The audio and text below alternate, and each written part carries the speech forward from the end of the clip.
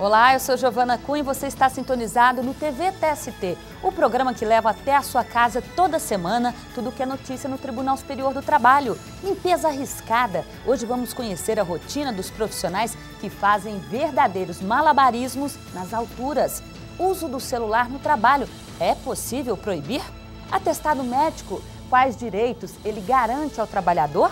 E a trajetória do ministro do TST, Horácio Sena Pires. Tudo isso e muito mais agora no TV TST, que está só começando.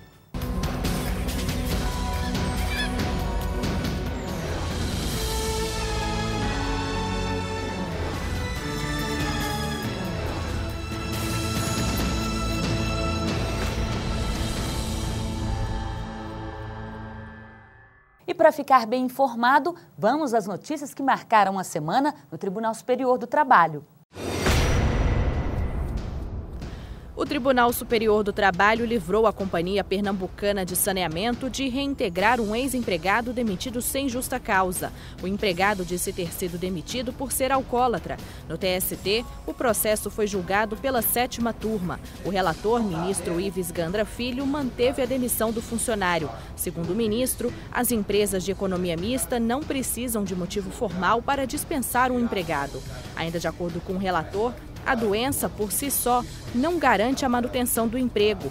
O que importa é a comprovação da relação entre o desenvolvimento da doença e a prestação de serviço à empresa. Em São Paulo, o Banco Santander demitiu sem justa causa o empregado portador do vírus HIV. O funcionário recorreu à Justiça do Trabalho pedindo a reintegração ao emprego sob a alegação de dispensa discriminatória. O relator do caso na primeira turma do TST, desembargador convocado, José Pedro de Camargo, ressaltou que mesmo não existindo relação entre a doença e a demissão, o TST tem reconhecido como ato discriminatório a dispensa imotivada de empregado soropositivo. O relator condenou o Santander a reintegrar o funcionário ao emprego. E se o banco descumprir a decisão no prazo de 48 horas, deve ser multado em R$1.000 por dia de atraso. As lojas Novo Mundo em Goiânia vão ter que contratar 108 trabalhadores que prestavam serviço de motoristas, mas não eram registrados como empregados. Eles eram autônomos. Durante a investigação do processo, o auditor fiscal do trabalho verificou que o transporte de mercadorias é atividade fim da empresa e a contratação de autônomos é ilegal. Na 5ª turma do TST, o ministro Emanuel Pereira ressaltou que quando um auditor fiscal do trabalho verifica violação na lei trabalhista, ele tem o dever de registrar a infração administrativa. O ministro destacou que a atividade fim da empresa é a comercialização de mercadorias e, por isso, os empregados devem ser registrados. A empresa de linhas aéreas TAM não vai ter que pagar adicional de periculosidade a uma comissária de bordo. A trabalhadora dispensada sem justa causa entrou na justiça pedindo o pagamento do benefício por ficar exposta a agentes inflamáveis durante o reabastecimento da aeronave. Ao examinar o caso na 7ª turma, o relator do processo, o ministro Ives Gandra Filho, deu razão à empresa, destacando que a jurisprudência do TST entende que o pagamento do adicional de periculosidade é devido aos empregados que exercem diretamente atividades de abastecimento, o que não inclui os trabalhadores que permanecem dentro do avião durante o procedimento realizado na pista do aeroporto. Construções revestidas de vidro chamam a atenção, não é mesmo? Mas para manter a beleza é preciso contar com a mão de obra de um trabalhador que fica literalmente nas alturas. Cabe a ele manter tudo bem limpinho.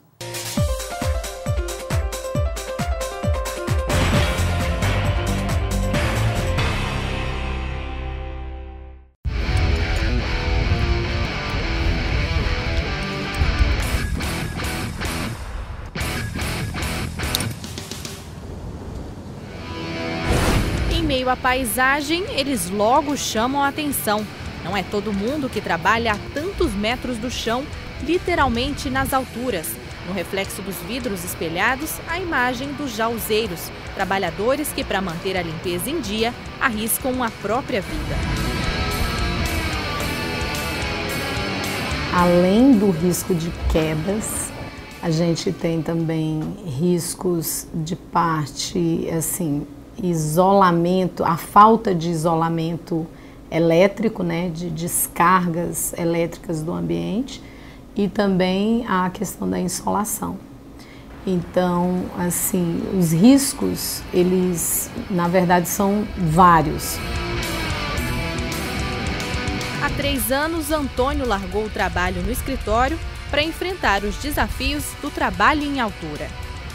Eu era técnico de informática, só que, na verdade, me cansei do serviço, não tinha mais o que crescer e acabei saindo. Aí apareceu essa oportunidade de trabalhar nessa área e a remuneração até que é bem boa, né? É boa. Eu pensei que eu tinha medo de altura, né? Mas quando eu cheguei aqui, porque antes a gente sempre, na empresa a gente sempre chega no alto para ver se o cara tem coragem ou não. Eu não senti nada. Na verdade eu até gosto da altura. O que incomoda mais aqui no trabalho mesmo é só o sol. O restante, trabalho físico é bem leve. Mas a atividade oferece risco sim, e os funcionários precisam estar preparados para os problemas que podem aparecer. E por isso, ele não deixa de lado as normas de segurança, que, segundo ele, são a chave do sucesso. Qualquer problema, se o tempo fechou, qualquer sinal de chuva ou vento forte, a gente já imediatamente para o serviço. Aí aguarda, se acaso o tempo não limpar, se nós pudermos, a gente recolhe o material. Se o tempo estiver fechado, risco de chuva, aí a gente nem recolhe material não. Não vou falar que eu não tenho medo, eu tenho muito medo de todo o serviço que eu faço, de trabalhar em altura. Por isso mesmo eu uso todo equipamento, sempre verificando corda e também o cabo de aço, sempre tem que estar intacto. Se não tiver, eu já nem desço, porque quem tem que cuidar da minha vida mais do que qualquer um sou eu mesmo, né?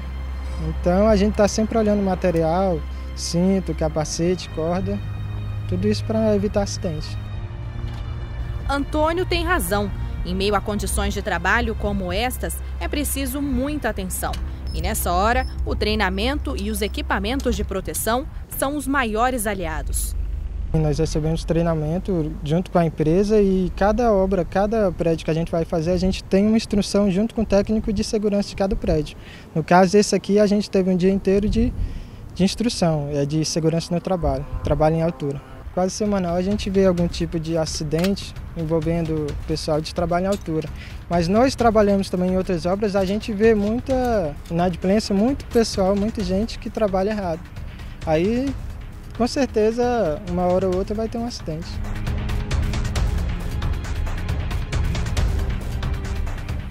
A queda ainda é um dos maiores motivos para acidentes de trabalho no Brasil. Por isso, para realizar as atividades com segurança, os funcionários, antes de começarem os procedimentos, precisam colocar os equipamentos de proteção individual e utilizarem as cadeiras e os andaimes suspensos. Além, é claro, de checarem se as cordas e os equipamentos estão funcionando da maneira correta.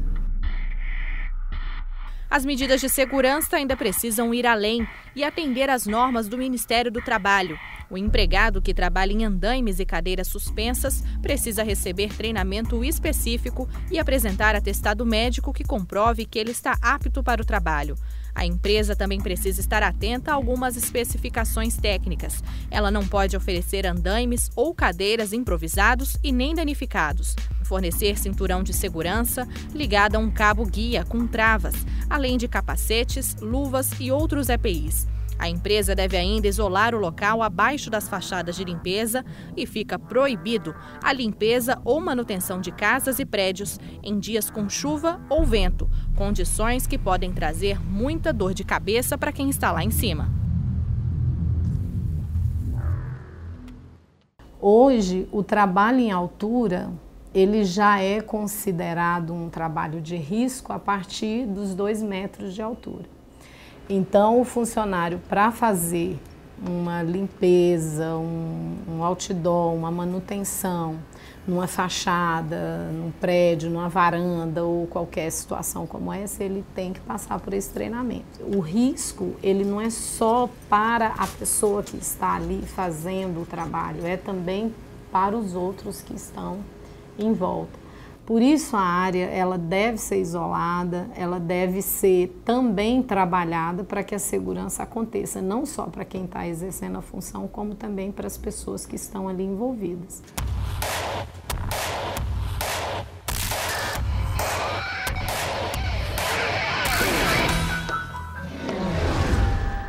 Uma Mais do que nunca, esse profissional, além dos equipamentos de segurança, precisa estar com a saúde em dia. O trabalho não admite falhas, elas podem ser fatais.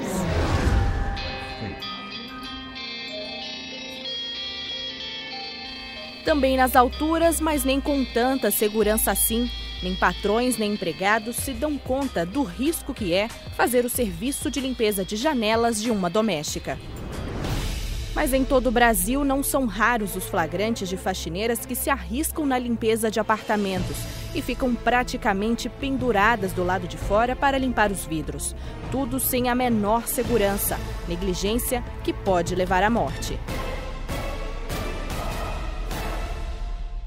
A questão da empregada doméstica fazer o trabalho de limpeza de janelas, de vidros e na verdade ela não está apta para esse trabalho. Uma doméstica ela é contratada para serviços domésticos e esse trabalho ele tem que ser a pessoa a ser contratada ela tem que ser uma pessoa preparada para o trabalho em altura. Se por um lado a dona de casa tem que fiscalizar, do outro, a empregada tem que tomar os cuidados necessários e evitar situações de risco. Leonice já levou muitos puxões de orelha e alguns sustos em tarefas como esta, mas agora já aprendeu a lição. Tentar manter, uma distância boa, pano, rodo, até com uma vassoura mesmo, assim de longe, para evitar acidentes. Não ficar muito próximo da janela, sem que não tem tela de proteção.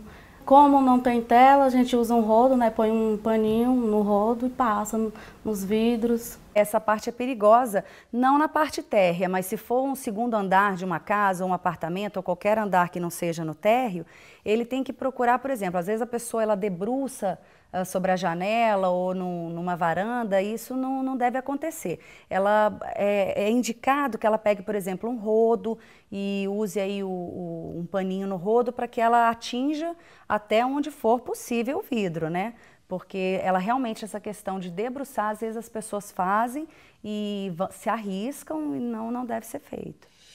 No Brasil, não existe lei de prevenção de acidente de trabalho para o empregado doméstico. Foi arquivado no Congresso Nacional um projeto de lei que proibia a limpeza de fachadas e janelas em prédios com mais de 4 andares e determinava o pagamento de multa para o empregador que infringisse a norma. Sem lei específica, vale para as domésticas as mesmas regras dos demais empregados. Se o patrão não tiver regularizado a contratação da trabalhadora, ela deve entrar com ação na Justiça do Trabalho.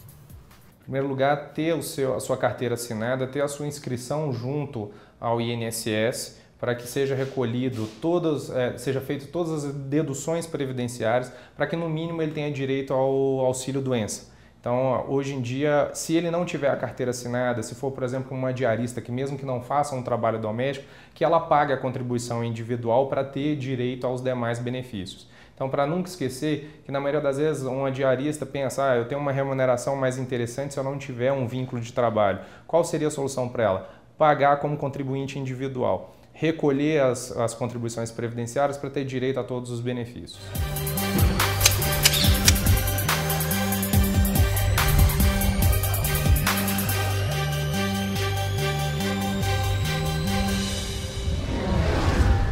De qualquer parte do país, você pode entrar em contato e tirar as dúvidas sobre a Justiça do Trabalho. O George Rodrigues, do Ceará, quer informações sobre aviso prévio. Veja o que diz a lei.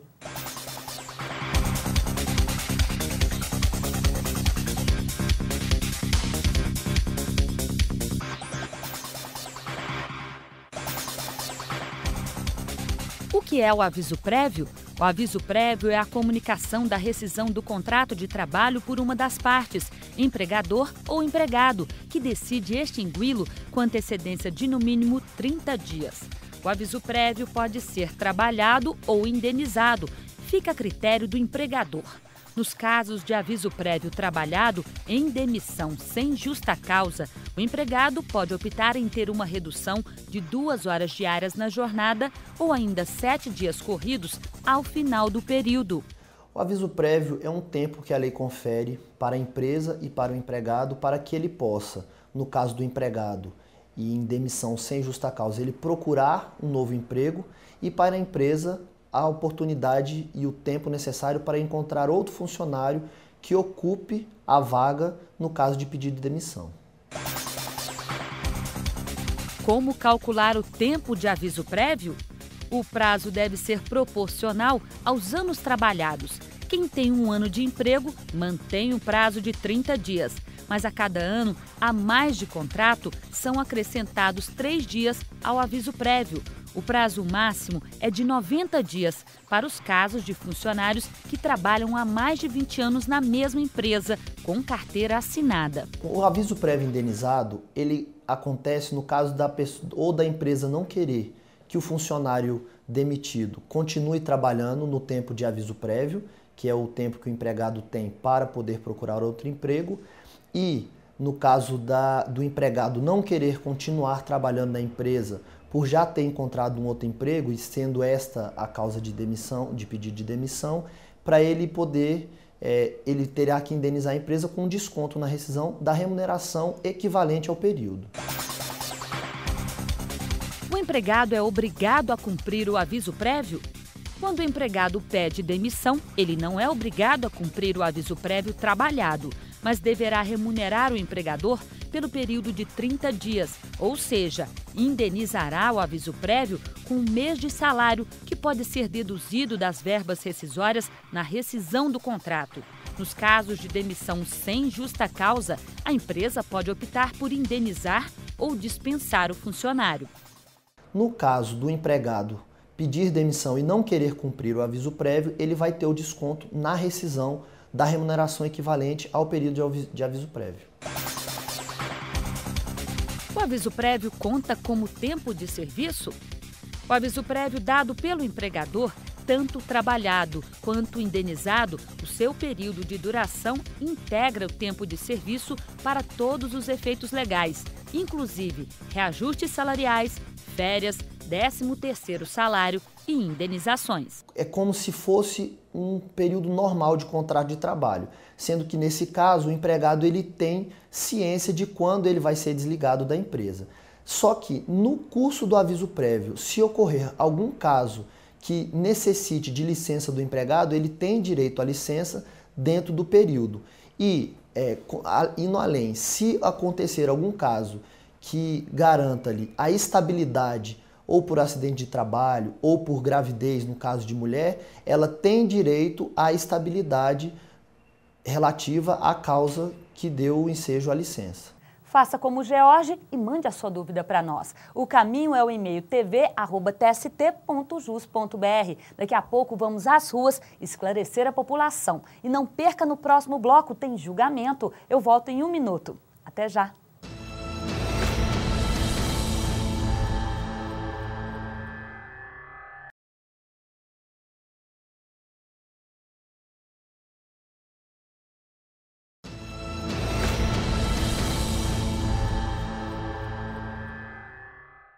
O assunto agora é atestado médico. Veja o que diz a súmula 15 do TST.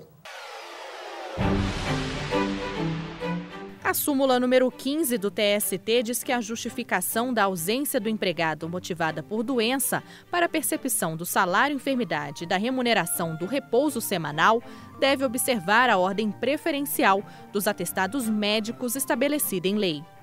Hoje, o empregador, em regra, ele obedece ao que está previsto na Convenção Coletiva de Trabalho, mas, eventualmente, na omissão da Convenção Coletiva, ele tem a prerrogativa de exigir a apresentação de um atestado médico que tenha sido emitido por um médico de confiança. Na verdade, o que ele vai exigir na prática é a apresentação de um atestado médico produzido por um médico do Serviço Único de Saúde.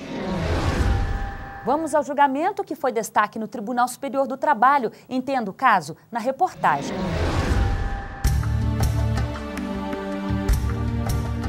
Quando o empregado tem um direito violado, ele tem prazo para entrar com ação na Justiça do Trabalho. A Emenda Constitucional 45 de 2004 alterou a Constituição da República. Até 2004, o prazo para o trabalhador entrar com ação na Justiça era de até 10 anos após a rescisão contratual. A partir de 2004, o empregado só pode fazer isso até 3 anos após o fim do contrato.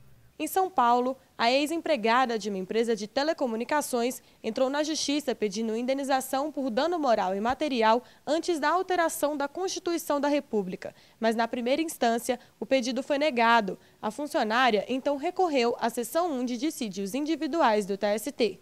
O relator do processo, ministro Brito Pereira, afirmou que nos casos de lesões ocorridas antes da alteração da Constituição da República, a prescrição a ser observada é a do Código Civil. Além disso, pedidos de indenização por dano moral decorrentes da relação de emprego é competência da Justiça do Trabalho, o que antes levava a muita discussão. Acompanhe agora a decisão dos ministros do TST. Relator excelentíssimo senhor ministro Brito Pereira. Embargos em recurso de revista 22.300 de 2006.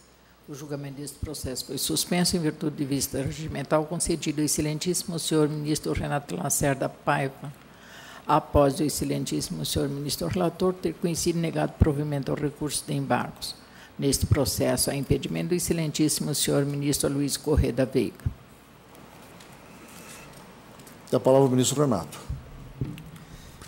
Senhor presidente, trata aqui de prescrição, dano moral e material decorrente de relação de emprego, pedido de indenização em razão de perdas nos proventos da complementação de aposentadoria.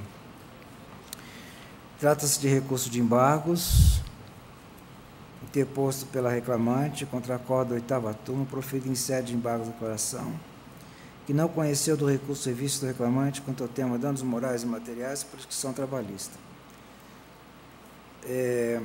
O recurso vem por divergência jurisprudencial, além de indicação de vários dispositivos constitucionais e infraconstitucionais. O excelentíssimo ministro relator do feito propõe em seu voto conhecimento do recurso de embargo por divergência e no mérito do seu desprovimento, entendendo aplicável a prescrição prevista no artigo 7º, 29 da Constituição Federal. Ao que se depreende dos autos, conforme trecho transcrito ao Código Regional, trata-se a hipótese de pedido de indenização por danos morais e materiais com fundamento em perda nos proventos da complementação de aposentadoria decorrentes do contrato de trabalho cuja extinção ocorrera em 31 de 10 de 96.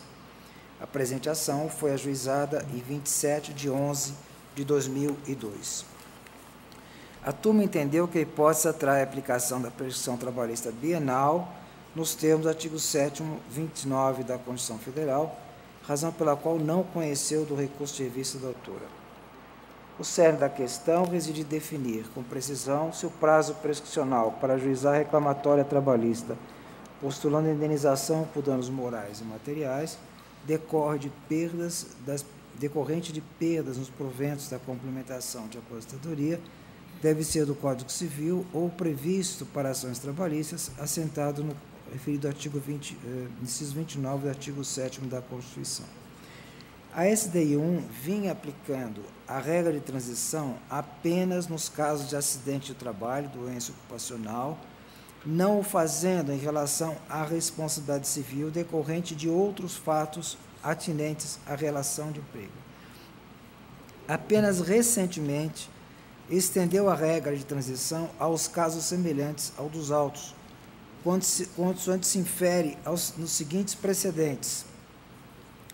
E aqui eu refiro o precedente EEDRR 51.700 de 2000, relator ministro Horácio Raimundo de Sena Pires, diário 17 de 12 de 2010. Também o precedente EEDRR 156.240 de 2005, da ministra Rosa Maria Weber. Na hipótese, colhe-se do acordo regional, conforme já considerado neste voto, que o ilícito ocorreu antes da vigência do novo Código Civil, em 31 de 10 de 96, e a presente ação foi ajuizada em 27 de 11 de 2002, antes, portanto, da emenda constitucional 45 e da vigência do Código Civil 2002. Na ocasião, vigia, portanto, o prazo prescricional vintenário do artigo 177 de 1916. Assim, tendo sido a ação juizada dentro do prazo prescricional de 20 anos, contada a data da lesão, sequer a falar na aplicação da regra de transição, não havendo prescrição a ser declarada no presente caso. Então, senhor presidente, na verdade, a minha vista se deveu ao fato de que, em determinada sessão, o que me parece, esta sessão referida no primeiro precedente, 17 de 12 de 2010, se debateu exaustivamente essa questão e se entendeu por uma maioria significativa de estender a regra de transição para as pretensões que se pretende dano moral e material decorrente de outros fatos relativos à relação de trabalho. Esclareço que naquela ocasião, senhor presidente, fiquei vencido, mas a partir de então passei a me submeter a esse entendimento. Conheço e dou o provimento para determinar o retorno à vara do trabalho. Vossa Excelência, ministro Renato, conhece dos embargos, dá provimento para determinar o retorno dos autos à vara do trabalho. Esse realmente não é nova, essa vista regimental. Depois dela, fiz a pesquisa para renovar, e até um daqueles precedentes que o eminente ministro Renato traz, eu também já agreguei. E, portanto, estou, como Sua Excelência, agora mais confortável ainda, mais confortável, com Vossa Excelência, estou conhecendo, por divergência jurisprudencial e no mérito, provendo para determinar o retorno dos autos à vara do trabalho, afastando-se, portanto, a prescrição, adotando mesmo a diretriz da regra de transição. É assim que o voto, senhor presidente. E proclamo que, por maioria de votos, a sessão, por unanimidade, a sessão conheceu dos embargos, e por maioria de votos, a sessão dá provimento aos embargos, como propõe Sua Excelência o ministro relator, vencidos os ministros Barros Leveag, Maria Cristina Peduzzi e Dora, que negaram provimento aos embargos.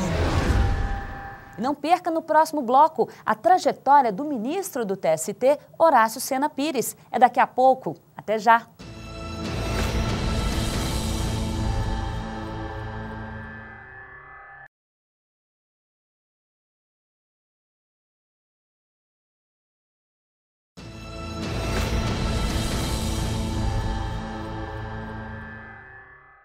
Hora do telespectador marcar presença no TV TST. A dúvida é sobre o uso do celular no trabalho. Eu era vendedora numa loja de shopping e era proibido usar aparelho móvel. Isso é certo? Isso faz parte do poder diretivo da empresa e ela pode exigir que o trabalho não seja prejudicado, não seja interrompido por ligações externas feitas em telefone móvel. Recados urgentes ou eventuais comunicações que tenham que ser feitas imediatamente ao empregado podem ser feitas de outras maneiras, até pelo telefone fixo do próprio empregador. De forma que eu acho que o empregador, neste caso, tem razão e pode impedir que seja utilizado o telefone móvel durante o horário de trabalho.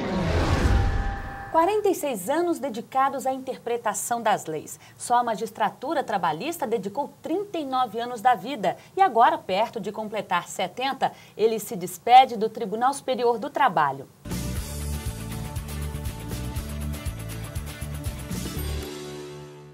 Eu converso agora com o ministro do TST, Horácio Sena Pires, que faz um levantamento de toda essa trajetória. Olá, ministro, muito obrigada pela presença do senhor aqui. Muito boa tarde, é um prazer muito grande voltar a esse convívio. Sempre bem-vindo. Ministro, 46 dedicados à atividade judiciária. Qual o balanço que o senhor faz de uma vida tão bem sucedida profissionalmente, digamos assim? Realmente, fazendo um olhar retrospectivo, né, eu vejo que foram anos muito proveitosos. Eu não tenho o que me queixar. Apesar de preterições, de desenganos que todo mundo passa, né, a soma total é altamente positiva, principalmente porque encerro a minha carreira no Tribunal Superior do Trabalho, que é o órgão de cúpula do Judiciário Trabalhista, ao qual eu não ambicionei. Posso dizer sinceramente que não ambicionei vir para o Tribunal Superior do Trabalho. Ao contrário, a minha expectativa era de terminar minha carreira no Tribunal Regional do Trabalho. Esse sim, ambicionei, desejei, lutei para chegar até lá. E, de repente, fui chamado para convocação no TST e aqui cheguei, fui ficando mansamente, como o baiano sabe chegar e ficar e se fazer estimado. Fui colocado em 3 listas consecutivas, uma espécie assim de teimosia dos ministros dessa casa, que queriam o meu nome. O presidente não aceitou, mudou o presidente, veio outra lista, não fui escolhido, mas na terceira vez eu fui escolhido como uma espécie, assim, portanto, de interesse maior do próprio colegiado. O senhor começou a atuar no TST no ano de 2000. Como que é a chegada no TST, ministro? A chegada no TST foi uma coisa assim, totalmente surpreendente para mim. Por quê? Dias antes, eu estivera em Natal, em um congresso da ANAMATRA, a nossa Associação Nacional. E o nosso colega, o desembargador Douglas Alencar, daqui da 10ª região, me encontrou e me saudou assim: ministro Horácio. Eu disse: ministro Horácio? Ele disse: o ministro Luciano de Castilho está aí e quer lhe falar. Aí o ministro Luciano chegou e conversamos bastante, não me disse absolutamente nada fora do expediente que nós estamos tratando por lá. Voltei para Salvador e dias depois recebi a convocação assinada pelo ministro Almir Pazianotto. Realmente fiquei surpreendido. Por que eu fui lembrado? E aí remontei a uma viagem que eu fiz, participei da delegação brasileira a um congresso de juízes portugueses e brasileiros realizado em Lisboa em outubro de 1998. Foi a primeira desses empreendimentos da ANAMATRA e eu estava lá como presidente da Matra 5. E nessa oportunidade conheci os ministros Luciano de Castilho e Vantuil Abdala, que eram os chefes da delegação brasileira. E, de repente, o presidente da ANAMATRA me diz: olha, você vai participar de uma mesa como moderador e vai apresentar o ministro Castilho. E eu disse: mas eu não tenho assim dados do ministro Castilho, estou conhecendo agora. Ele disse: não, você é muito bom de prosa e tal, veja aqui os dados. Me deu alguns dados e realmente eu me excedi até, parecia que eu era amigo do ministro Castilho há muitos anos. Mas como é uma figura sedutora, cativante, né, eu o apresentei e dali fizemos uma boa amizade com o ministro Vantuil Abdala também. Isso fez com que, quando o tribunal resolveu fazer aquele grande mutirão, convocando 17 juízes dos tribunais regionais, hoje desembargadores, eu fui incluído naquele meio. E me surpreendi. Mais surpreso fiquei aqui quando cheguei e me disseram: não, você não vai participar do mutirão, você vai ocupar a cadeira que está sendo desocupada pela aposentadoria do ministro Ursulino Santos Filho. Então, eu vim imediatamente para ocupar uma cadeira de ministro, podemos dizer assim, e participei da terceira turma e com o ministro Carlos Alberto e o ministro José Luiz Vasconcelos. Agora, ministro, é incrível, eu estou aqui ouvindo o senhor falar e já entrevistei outros ministros também, é a memória de um ministro. O senhor consegue guardar nomes, como consegue guardar leis. Isso é próprio de quem assume um cargo tão importante como de ministro? O senhor também tem várias leis na memória. Como é que é isso? É um exercício diário, ministro? Não, eu creio que são coisas importantes. Né? Na medida que sejam as coisas importantes que acontecem, sejam fatos, sejam leis, nós vamos acumulando aquela memória. Agora, eu realmente reconheço que tenho uma boa memória. Se a senhora me quiser até perguntar quem foi o imediato da frota de Cabral, que chegou ao Brasil, eu sei quem é. Então, porque estudei essas coisas de história e guardo na viva memória, né? Ainda hoje. E todos os fatos eu vou acumulando, não tenho um diário. Eu acho que até agora eu vou vou me dedicar agora, nesses tempos de mais ou menos ociosidade, a escrever algumas coisas que estão ainda muito vivas na minha memória. Agora, a ociosidade é meio difícil falar em ociosidade com o senhor, depois de 39 anos dedicados à justiça trabalhista. Por que o senhor escolheu logo a justiça do trabalho? O que levou o senhor a definir por essa área de atuação? Eu tive, na Faculdade de Direito da Universidade Federal da Bahia, os mais importantes mestres do direito do trabalho. Podemos dizer que a Bahia resume o que nós chamamos da Escola Baiana de Direito do Trabalho. Ali nós tivemos o início do direito do trabalho. Já na década de 30 do século passado, Orlando Gomes escrevia um dos primeiros livros de direito do trabalho, que foi sobre convenção coletiva.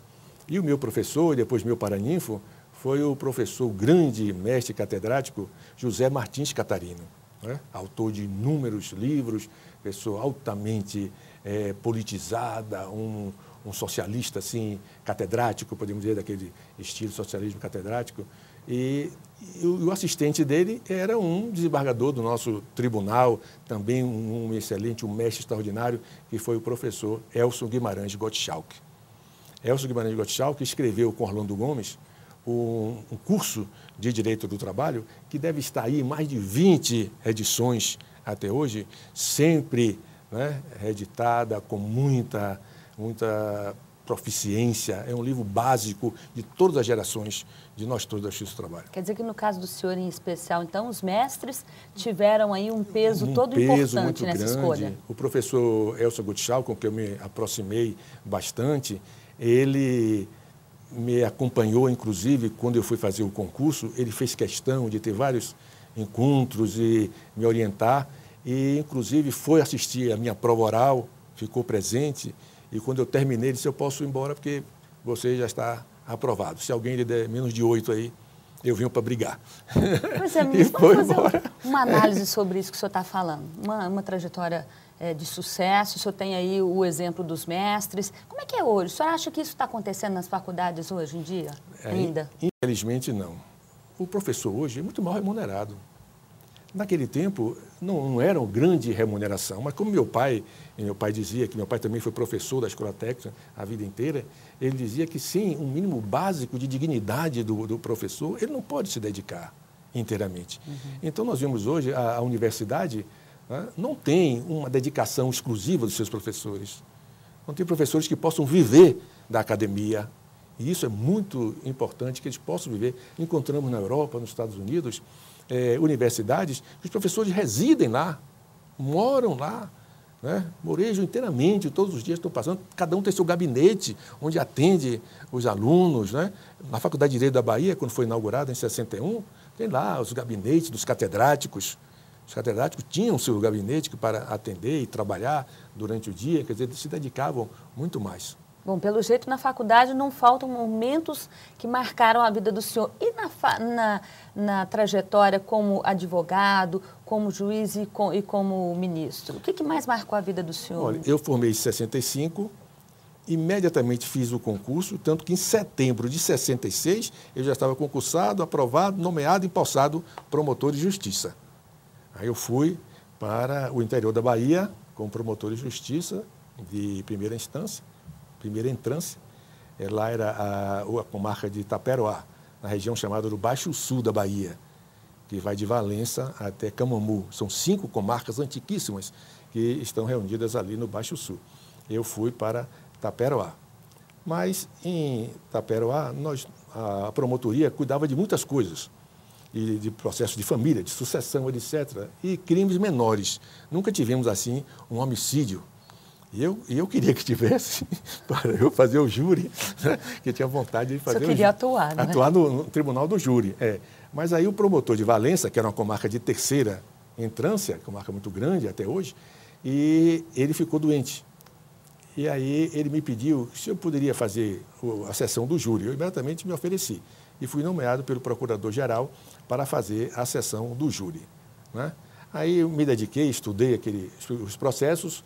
E o primeiro processo que eu fiz um um júri tão monumental, fiquei de um entusiasmo extraordinário, fiz um discurso que o juiz, para o segundo júri, disse, espera aí, nós vamos ter que botar o alto-falante para a rua, porque esse povo todo está vindo para assistir. Você não vai dar, vão derrubar o fórum, que era uma casa antiga.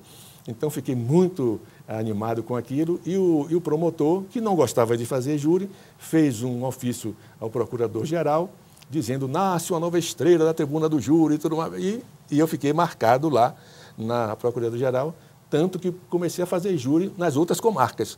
Nunca tive na minha comarca propriamente, mas fiz muitos júris em Valença, em Camamu e em Nilo Peçanha. Ministro, uma entrevista é pouco para tanta experiência de vida. Eu acho que a gente tem que pensar em fazer um livro dessa trajetória de sucesso. Eu quero desejar para o senhor sucesso, muita paz, muita saúde nessa próxima trajetória de vida do senhor, agradecer todos os momentos que a gente passou juntos aqui no TVTST e agradecer pela pessoa do senhor, que a gente teve a oportunidade de conviver por um bom tempo, que é um ministro magnífico para a gente também, que a gente vai guardar de uma forma muito especial. Queria agradecer o senhor e dedicar tudo de bom para o senhor, viu? Eu só quero terminar dizendo o seguinte, que na nossa formatura, os colegas me escolheram para formular as orações da missa gratulatória, que foi na igreja do Mosteiro de São Bento. E uma das orações que eu formulei, eu dizia assim, que Deus não nos permita que os fracassos, os desenganos, as preterições nos esmoreçam no mínimo da nossa fé, nos quebrantem no mínimo da nossa esperança e nos enfraqueça o mínimo do nosso amor pelos ideais que hoje embalam a nossa juventude. Então eu posso dizer a você e a todos aqueles que vão nos ver e ouvir que, repassando toda essa trajetória, eu me reporto àquela oração e digo, realmente, todos aqueles ideais ainda estão muito vivos no meu coração. Que bom. Por isso, eu ainda me considero muito jovem. Que ótimo. Para enfrentar outros desafios. Ministro, muito obrigada pela presença do senhor aqui e boa sorte nessa nova etapa de vida. Muito obrigado e felicidades também a todos vocês. Muito obrigada. Criado em meados da década de 30, o salário mínimo brasileiro já passou por altos e baixos. Vamos saber agora como surgiu a remuneração que estipula o ganho de milhões de famílias.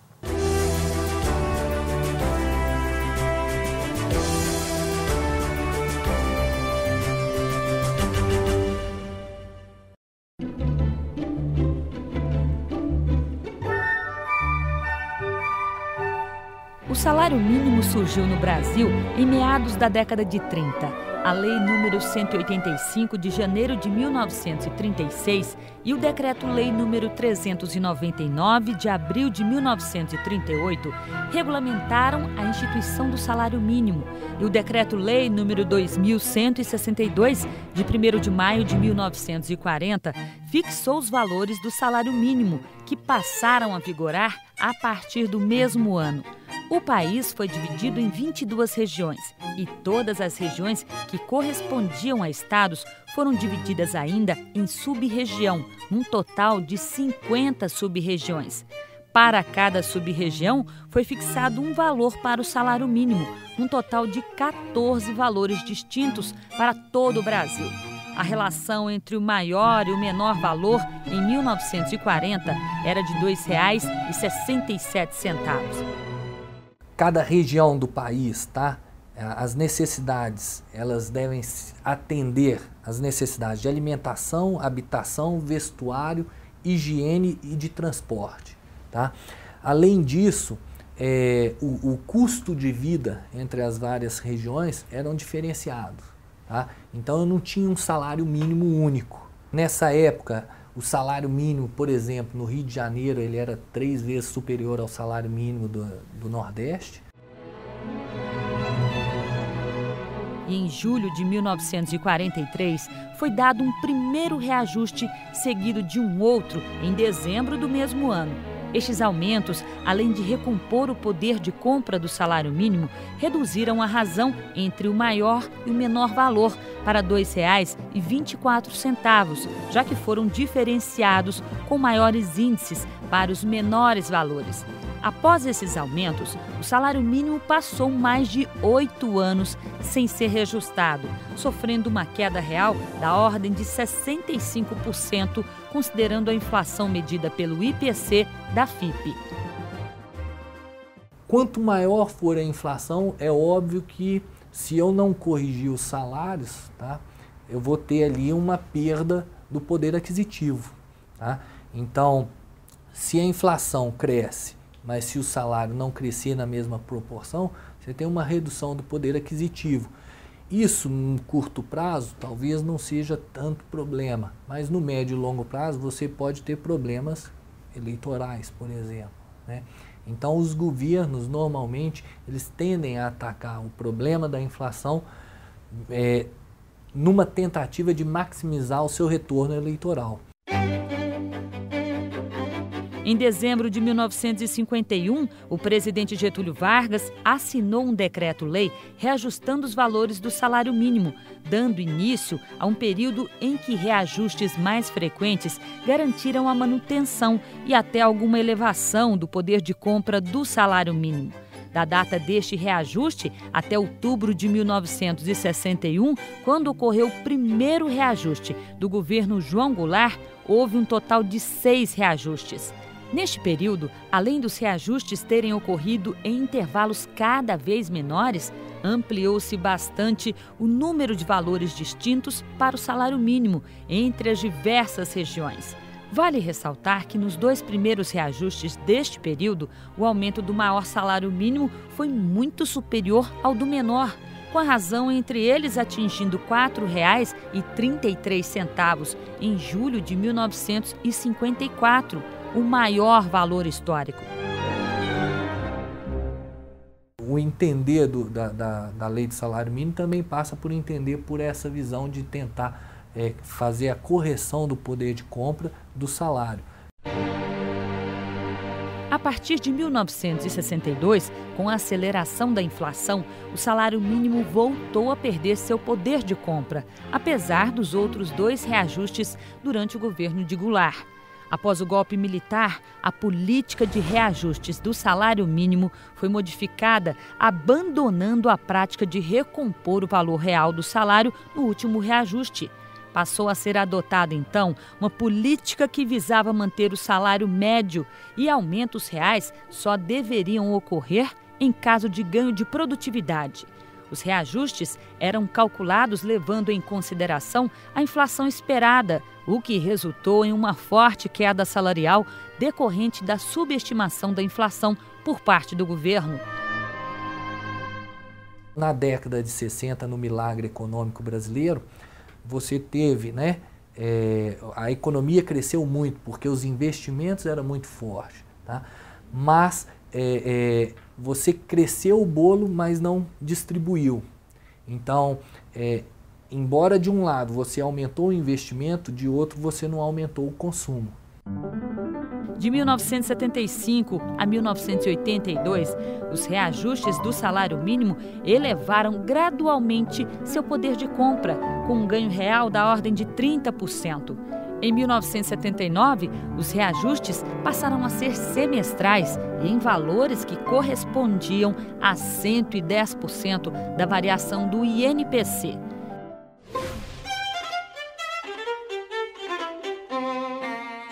Com a estabilização após o Plano Real, o salário mínimo teve ganhos reais ainda maiores, totalizando 28,3% entre 1994 e 99.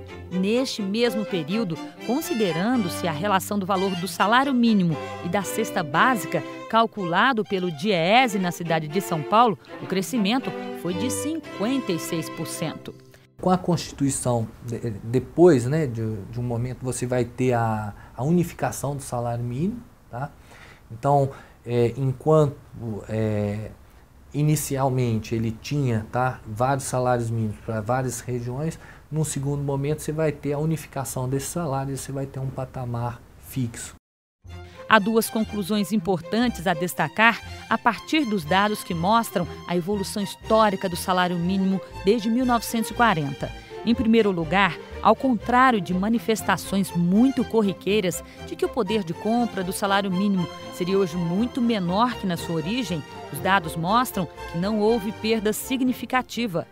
Se você pega, aí já pensando, tá, no período mais recente, pegando da década de 90 para cá e principalmente depois do Plano Real, você teve um ganho expressivo, tá, em termos de aumento de poder de compra do salário mínimo. Então, no início do Plano Real, o salário mínimo ele era em torno de 64, em torno aí de R$65, tá? E hoje o salário mínimo ele está em torno de 622. É óbvio que o crescimento inflacionário nesse período não foi superior ao crescimento que você teve de salário mínimo. E isso favorece com que você tenha aumento de compra, né, das famílias, e esse aumento de compra das famílias pode até gerar um ciclo de investimento posterior, né, que gera um ciclo de crescimento maior. E não deixe de acompanhar as decisões do Tribunal Superior do Trabalho no Twitter, no Facebook, no YouTube e em tempo real. Acesse o site tst.jus.br. Na semana que vem tem mais TV TST. Eu espero você. Até lá!